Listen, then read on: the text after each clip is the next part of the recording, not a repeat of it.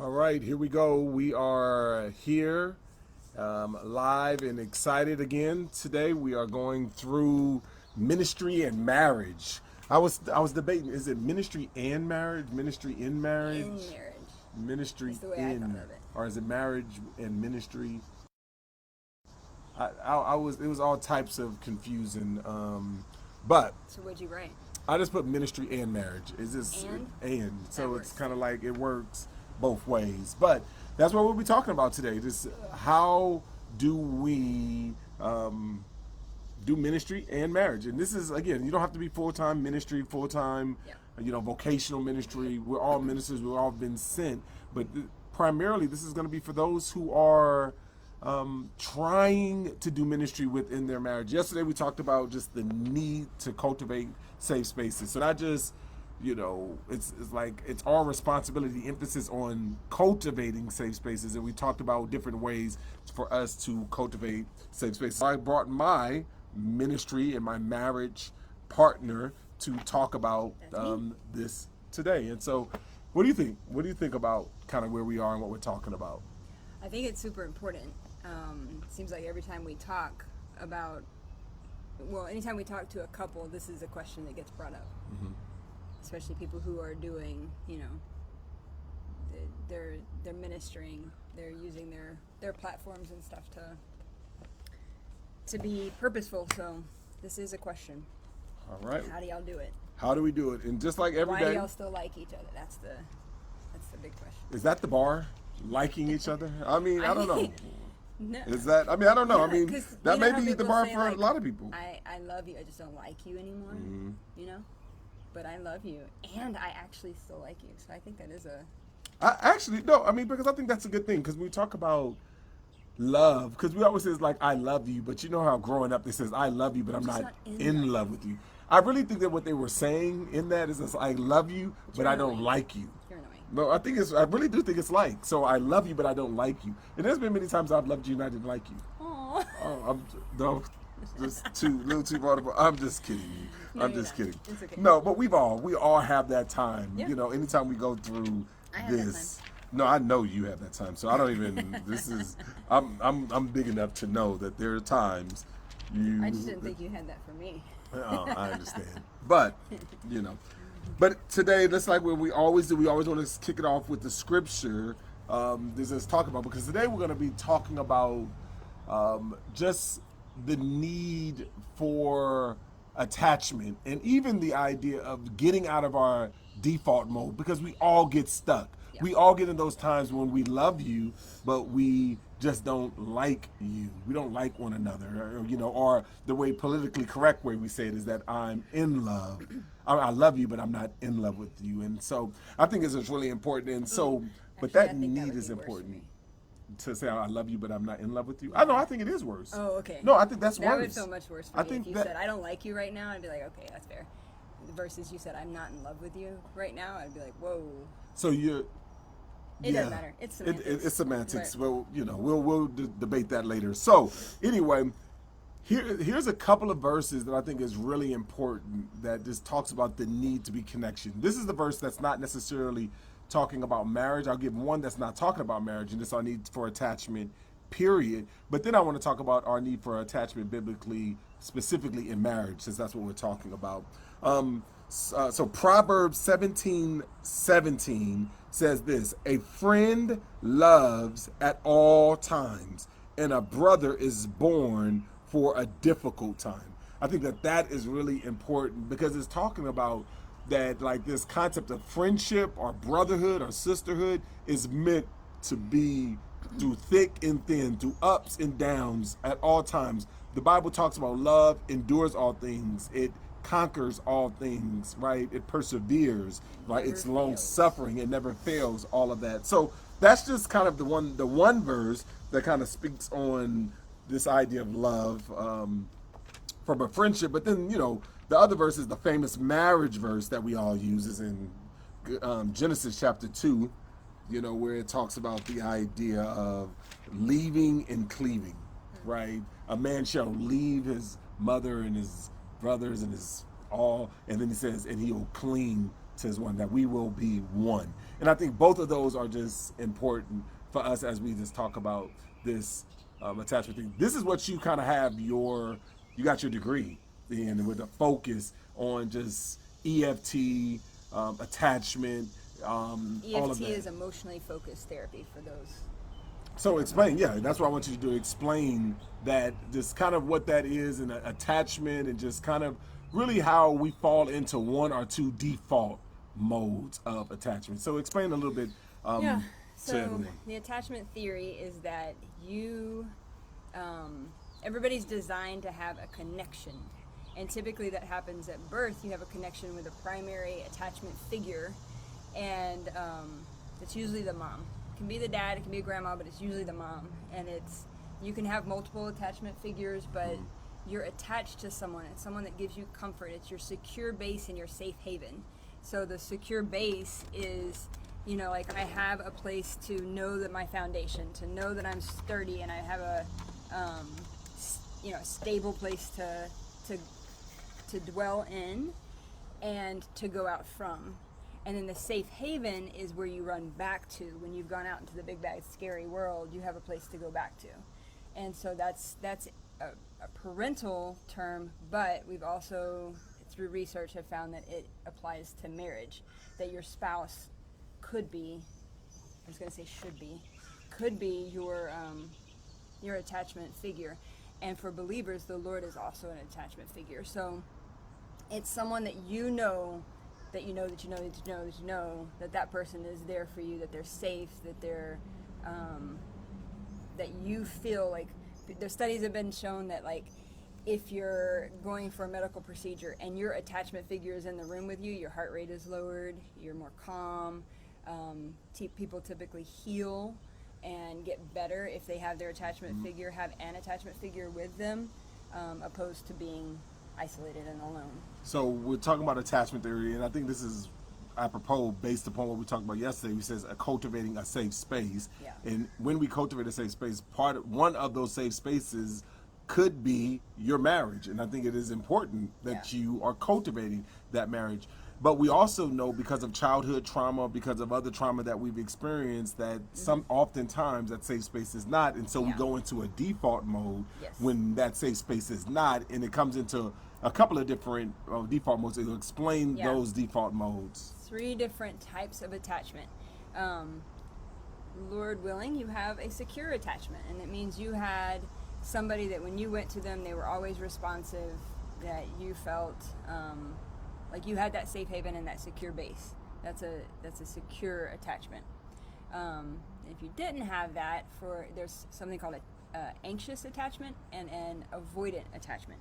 An avoidant attachment would be your attachment figure was not available. So if you asked, like, are they available for you, you would just answer no. And for an anxious attachment, it would be your attachment figure was sometimes available and sometimes not. So it would be like maybe the alcoholic mom who you would go to, and sometimes she was all for you and would be there for you, and then sometimes she was completely unavailable. That would be anxious.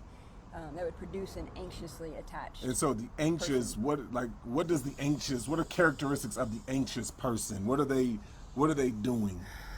They are, like, in terms of, like, pursuing. Okay. They're always like, do you love me? Do you love me? Do you still love me? Do you love me?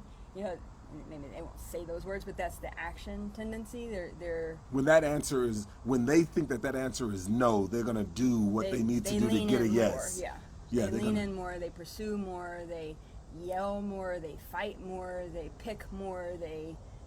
These are the pursuers. These are the people who go, okay. And then the avoidant attachment is what it says. It avoids. They're the withdrawers. They're the ones that go to the man cave and, I don't need to talk to you right now. Or they'll go for, not just going for a walk, because that's maybe very appropriate, but they avoid the situation. Right. They withdraw from the relationship. And I think, and so that person is the person that is like, they flee. So, like, if we're going to kind of trauma responses, fight, flight, or freeze, is it enough to say that the anxious person is the one who typically goes to fight, and then the avoidant goes to flight? in terms of leaving the situation? Yeah, I can see how you'd say that.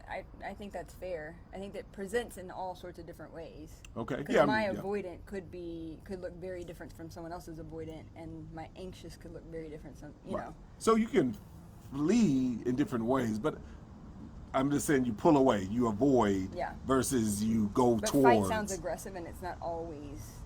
Right. You can be a passive. I think that sounds like anxious. someone who is that. You know, and so that's why you're trying to, you don't want it to sound bad all the time. But I get that. But ultimately, It doesn't have to be a bully, is what I was saying. no, I get it. But And yes, I I was guess more part, anxious like than- when it comes to marriage, when it comes to this and why it's important to when we talk about cultivating and knowing which one you are. And by the way, put which one you are on there. I would love to know You may not which know. you are. You may have to take a test because we have something called the blind self. Yeah. You So may you not may know. not know, but if you there's- think. you can look up attachment. I know we Stop. ultimately study one another, so I know what we think our other person is. You know, we all, when we do premarital or whatever, we know typically whether you think you go towards or you go away. So I think that is important. But I think the important thing to recognize around this is that whether you move towards or you move away, the goal for each one is what? Attachment. Right? And so explain that, because that doesn't make sense. Because oftentimes, you know, when we talk about with marriages and even with us, you know, the person can think that one is about attaching and the other is about not attaching. Yeah, Right? The that's avoidant is about not attaching, but the anxious is about attaching. But talk about why each one of them is actually about attaching. Yeah. Both could be perceived as like you're trying to destroy this marriage or this relationship. But for instance, an avoidant would be avoiding. Well, let me start with this. If there's fighting in your marriage, that's actually a good thing. It's a good sign, as opposed to we're just ships passing in the night and we don't care. Because It's we talk passion. about it's passion, it's Yeah. anger. It means I care. You only get angry for things Yeah. you care about. Yeah. So, but the problem is it might be presented the wrong way. So for an anxious person, they may be like, where were you? What were you doing? Talk to me. You don't ever talk to me. What you know, like they're demanding, accusing, like never satisfied perhaps. And the reason they're doing that is because they're fighting for connection. Yeah, that's it. Do you love me? Do you love me? Do you love Yeah. me? Hey, you don't love me. See, I knew you didn't love me, and they're constantly They're looking in your eyes and trying to see, like, do I have a secure base? Do I have a safe place with you? And the response is based on, Right. like, how the person And so, responds. for the purpose of our marriage, you know, when we talk about marriage and ministry, it's specifically for this one. I'm more anxious. You're more anxious, Anxiously attached, right? yeah. Okay, more anxiously attached. I would argue that I'm possibly earned secure, which is a fourth one, which means you started out as one of the ones that, yeah, but then because you're married to a securely attached person, they, like, hope you earn security. All right. So for the non-experts like So me, you have no reason to explain why I act the way Right. I act now. So, but for the ones that we presented now is anxious and avoidant. Yeah. So avoidant is that person may walk out the house, slam the door, and go somewhere, you know, and you would think, well, they're checked out. But oftentimes they're checked out because they're trying to preserve the relationship. Yeah. I don't want to say something that's going to hurt the relationship. I need time. I need this. Or they may not pursue you anymore. They may like sit on the couch and because they know if we go out on a date, something's going to get brought up and the night's going to end Right. poorly. If I just sit here on the couch, well, there'll still be peace. So they're doing it to preserve. So as the one that is more closely aligned to the avoidant myself, Yeah. What that looks like is I'm the type of person who puts my hands over my face metaphorically and just hopes it goes away. Like if I just put my hands on the face, it goes away, and then we don't have to deal with it, and then we just talk about it tomorrow. And I'm like, right? hey, yeah, you're just hey. like, and that's what we find in marriage, Yeah. right? It's just like, Yeah. and I'm like, go away, just go away. You know, and that's it. And so, like, just to give an example, as it relates to parenting, just yesterday, you know, we just sent our kids off today to go to a camp, and just yesterday, one of our kids were like, "I don't want to go," and I was just like, "Well, okay, well, I don't want to." Like, I thought that person they needed to go, but I was like, I don't want to go because I know I can jump real quickly to like being that dad. So I was just like, I'm just not gonna say anything because I want to maintain the relationship. Yeah. I want to maintain the relationship. Being a father is more important than being coach or whatever. So I'm just gonna avoid. I'm not gonna do it. And So I in some did. ways, you gave him an out. I gave him out. I was just like, I'm just gonna give you an out, which could be good. It's like I'm not gonna demand. But my point is the reason why I did it is because I wanted to maintain the relationship, even though I thought that they needed to go, Yeah. right? And so that was my style of doing it. But typically, your style of My dealing with that style same situation would be was to, like, hey, come here. yeah, come here, let's talk. Come here. We have to talk. What's Right. going on? Tell me about that. Well, I don't agree. Like, let's think about this from different ways. And What do so- you think about what I just said? And the We point start- is that both of those sides is about trying to find attachment, Yeah. right? Where one may seems like, oh, he's just overly passive and don't care about me, and the other one is like, oh, they're always trying to control, Demanding, in their sides. But oftentimes we miss out on each other because our hearts is actually for attachment, and I think that so much in our marriage has kind of played itself out because sometimes your question, do I love ministry more than marriage, and and that tension, or when I'm not kind of going and addressing some of the hard issues, and that tension is like can be hard, right? That we have, and it can come together. And where for you, I remember, here's an example of this going on. I don't like it when you laugh before you about No, to say something. because I remember at the very beginning, again in marriage, this is just to play out where we land. At the very beginning of marriage, and it has happened multiple times throughout. When we got married, I was just like, oh, we'll continue to do what we do. And then we did like all the 5 love languages, and we were doing all of that stuff. Oh, yeah. And I remember saying, like, going through the 5 love languages, and I was like, you know what my love language is? Freedom. I need freedom. Because basically I was just saying, like, I felt like I just need to be able to just go somewhere I and remember that. And retreat. I was like, you needed singleness. That's what you needed. Yes, You and didn't want to be and married. ultimately, that's sometimes that I go back to that mindset. I don't say it because I'm so much more mature than I was then, but Right. that is sometimes the fear that I have. Is just like, man, I just want, because I love you, because I want to be with you, because I enjoy that. I know sometimes I just need to kind of go somewhere else, because I know if I stay, it is going to get uglier, right? And so sometimes that is my default, and I get stuck. I can get stuck in my default, knowing I was like, I need to go talk to her. Oh my goodness! But if I do talk to her, then I know we're gonna go this. And then we've if I already do, gotten in that right, cycle I got in where- that cycle. Yeah. And then I was like, I got it. But if I go, I'm gonna keep it real. So, and then you get through those cycles, and it just gives you that.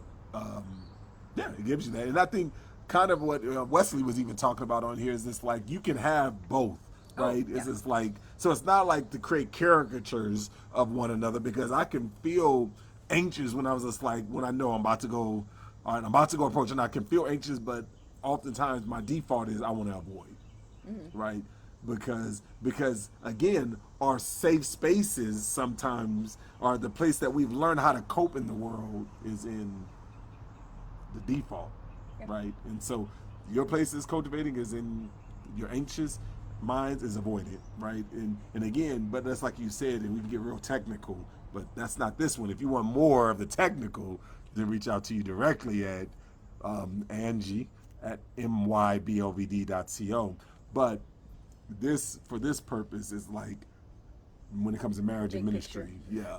How do we So how do you get out of it? Yeah, how do we get out? Like, how have we gotten out personally? What are some examples for I us? think what are you feeling and what do you need have been two simple but amazing questions. Yeah. What are you feeling right now and what do you need? That diffuses so much. Right. For both. For both. For both. It gives the person something to say, and then, like, it makes you go back to your heart. Like, what am I feeling? Well, I'm feeling lonely. If I can be vulnerable, I'm feeling lonely. And then you can say, well, what do you need? And I can say, well, I don't know. That's usually my answer. Yeah. I don't know, but you know, I need time. I need fun. I need recreation. I need you know, I whatever need it to is. know that you love me. I need guidance, I you need know. words. Yeah. You know, and for me, an avoidant may sometimes feel like I need space to think about it, but I do want to come back, right? And Yeah. so, because sometimes, like if I'm being pursued, and it's just like I need, oh, okay, can we first kind of go to our corners, get our hearts right, and then come back, right? And I think that may be, And for the anxious person, that's terrifying. yeah. Because like, But what do you mean go away? you know, and that, I'm fighting for you not to go away, and you're saying I need to go away. So that's but if we say we for need a space, time. yeah, For a time, like, hey, I need some space. I don't need space from you per se. I need space to think and to like figure all this out in my mind. Can we get together tonight and talk about this? Can we get together Tuesday and, you know, talk about this? Time and space for the anxious person is very affirming. okay, so that's good. So first, diffusing the way we cultivate space and get out of the stuck modes. One, I hear us saying is that first use non-aggressive words like when you're approaching. What do you feel? What do you need? And then you can say, I feel lonely, sad. And again, through Known 360 and other things through my BLVD, we talk about language like this that we can be able to talk to one another in non-aggressive ways. So basically, stay away from adjectives. You were stupid. You or were use dumb. statements. Yeah. Just keep it about yourself. Yeah. You make me feel. No, they can't make you feel anything. I feel. Yes. You know, that's. Gosh, remember how many times I did that, and you'd be like, Angie. Yeah, I mean, it's over and real. over. I'd be like, you make me feel lonely. But I And think you'd be that's like, from the "That's beginning. Makes you defensive. So it's like, no, I feel lonely. I can't say that you made me feel that way. Yeah, and when that happened, I feel lonely, and I think Yeah. that's a big difference because it reverts us back when we don't. We get into our toxic shame, and it makes us revert back to the woman you gave me, or the marriage you gave me, or something you gave me. Rather you taking ownership, Yeah. because if I take ownership of how I feel, even if it was triggered by something you did, if I take ownership, then I can go and I can say, oh, I feel this way. What do I need out of that so that I don't, that's not necessarily to get out of that feeling, so that what does that feeling bring me to? What Yeah. need? And I think that is really important. So that's one, is just diffuse it by saying, what do you feel? What do you need? And then the other one is take ownership Yeah. of your feelings. So when you answer that, take ownership. Don't go back in a demanding way, in a demanding way. So I think that's one. The other thing is that we say is time and space, right? Like we just said, be able to create a time. No, the anxious person wants to know, hey, when are we going to talk about this? The avoidant person may say, I need some space so that I can come, but make sure that we are affirming the relationship. Yeah. I think those are critical of ways of cultivating that space and getting out of our default, right? Because your default, you can start like glorifying your default, or not glorifying. What is the word? Making it seem like the mature route. Yeah, the mature route. My default is mature route. Like I pursue my husband, or I pursue my wife, and she doesn't pursue me, right? Yeah, Or I'm about peace. yeah, I'm about peace. Yeah. Yeah. Passivity. Like I'm about peace, and you're always. If you wouldn't always bring stuff up, then I know how many times I've said that. Like Yeah. we would have a great marriage if you didn't always bring things up, and that's, oh my goodness, man. I feel like I need a couch. We just need to lay down and just be on a couch and just help. But it brings all that out. And so with the last couple of minutes that we have, how does ministry, like we talk about marriage and ministry, how does marriage and ministry bring those out, whether for the good or bring some tension within marriage? Yeah.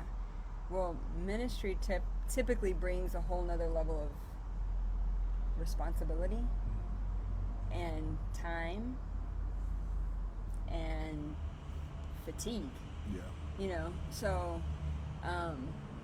if I'm at home waiting for you to get home, or just waiting to have a conversation with you about something that feels hard in parenting or life, but you come home and you're tired and you're kind of checked out, That's good. You're in your avoidant, kind of like, I just need to avoid life. Not even Angie. I just need to avoid. I'm just in a zone. That ends up leaving me lonely. Or could, and I know we're caricaturing the I think that's avoidant great. and anxious, but your posture has nothing to do with me in that scenario. Your posture is about the ministry, and sometimes ministry is really hard and really draining and really a life suck, if we're honest. And I think I can deal with sometimes. It feels like most of the times. Yeah. It's really hard and really draining and really. Yeah. So it's just like when you have that constant pressure on you, and every single day you're bringing home different challenges, different things, different needs, like, and you go to your default mode. Then when it's like when the other is in, if you're opposites, like, that can be hard. But the beauty in it, the, what do you call it, this strength, weakness, opportunity. The opportunity is for in ministry, like whenever you're to come home, whenever there is something hard in ministry, rather than trying to protect your wife from like the woes of ministry, being vulnerable and confessing what's going on in your heart. So you just said, man, Angie, like when I just want you to know, like today was hard, and I feel lonely, and I'm hurt, and I'm sad, and because guess what that does? Yeah. There is an external enemy now that, whatever the world did to you, and I can come in as comfort as opposed to being the person that's like, what did I do? What did I miss? Where did I not, where was it? Like, why is he mad at me? What, am I not enough? Like, all those questions start to flood. And so you can go somewhere real quick without lack of communication. Yeah. Yeah. And it's the idea that we can be each other's safe place. Mm-hmm. And I know that I can tell you whatever I'm thinking, and you're going to hold it with care, and you trust me with that, and vice versa. And if you don't have that, then I would just speak from a wife's perspective. I think oftentimes you can feel like you're the outsider. Yeah. Like you're going out and doing this thing, and then you're coming back in, and I don't have access to what's going on in your heart. That can be the threat. That's a lot of women that I talk to. That's the feeling, like I'm not a part of his world. Right. And I think one of the other things with that is like the ability to cultivate safe spaces for yourself personally. I think is really important to do that. And I've even heard of a person, and I'm assuming that he was an avoidant personality, but he was also kind of an introvert. And there's so many other things that kind of plays into all of this. But I remember what he used to say is it's like on his way home from work, he had a space where he used to go to before he came home. And I've even done that before. Like I remember where I was like, okay, I'm done at 4:00, but let's just say I was done at 5:00. I would end my day at 4:30, even though I was done at 5, right? Or I would get home at 5. I would end my day at 4:30. So I would literally take a nap or go for a walk or do something prior to coming home so that I can refuel or re-energize, because get the dirt off. Yeah, get the dirt off, because you have to. I go to you can go to your default and like I need to replenish so that I'm not bringing my family the worst, right, or the worst of me. And I think that is something else that you can do is like find those things that replenish you, because what I found is oftentimes it's more about replenishment, right? Refueling than it is about just simply avoiding or whatever. And that's what we were talking about yesterday. I do think that's a good option, but I just want to push back a little bit, because that is an avoidant approach, right? Where if you're aiming for attachment, that could be you come in the door with confession, as opposed to, like feeling like you've got to get it together before you come in the door. That can be really scary too. Mm-hmm. So like, okay, I gotta get it together. Put on it, and it could produce performance. Mm-hmm. So I think I think that's a good practice to like, okay, let me refuel, let me refresh, so I can go in and give them the best. Like if that's the motivation, but I'd be very careful that wouldn't lead to performance. Like, okay, smile. My world was crap, but smile. Right. But instead, being able to come in and say like, hey, like I have a lot of need right now. Like I feel so overwhelmed, and can I just tell you about my day? Like that is also very, very healthy. That's very healthy and sounds very like someone who's a pursuer. But what I hear you saying, and I'm 100% in that's what it is, agreement, both. there's this like, no, and I hear what you're saying, because again, I never want to avoid you. Ever, ever, ever want to avoid you. But what I was saying in that is just simply like I am trying to, and a lot of mine was more about replenishment from the vantage point of fatigue, exhaustion, not even just like avoidance, like I don't want to talk to anybody, but like, Oh yeah. like out of the day I was fatigued and I was tired, because oftentimes that's another reason why you'll go into your default mode, right? You'll go into your default mode. Yes, and I think that is important for us to recognize that, recognize that when you're fatigued, when you're tired, when you're frustrated, you will go to your default mode. So just be able to just know that. Just be able to know that. And so I think there's all different types of practices that we can do. But I think 100% our number one answer is tell the truth about what's going on inside. And that's what we said yesterday, that if you are not willing to tell the truth about what's going on inside, you will be in performance. And so don't perform, tell the truth about what's going on inside, but do it in a non-demanding way. Yeah. And I think so I'm 100% in agreement with that. But if you need to take a nap before you go home. If you need to replenish. But whenever you get back, still tell the truth. Yeah. Tell the truth, confess, don't perform, because performance It's a trap. is a trap. It's a performance trap. So, all right, you guys, tomorrow, we love you. Come back. Actually, tomorrow we won't be on. We don't do it on Wednesdays. Thursday, we will be back. So we will be back. If there's something that you want to talk about specifically, put it in the chat even after we dismiss. But just make sure that we are doing marriage and ministry, mybovd.co. Again, we got the city syllabus, all this type of stuff that we on the city syllabus will be helpful for where you live, where you work, and where you worship. So this stuff will help your marriage. This stuff will help you in your job, because it's about relationships. It will help you in your church. Known 360. Known 360. It's about all of that. So we love you guys. We appreciate you, and we will see you soon. Bye.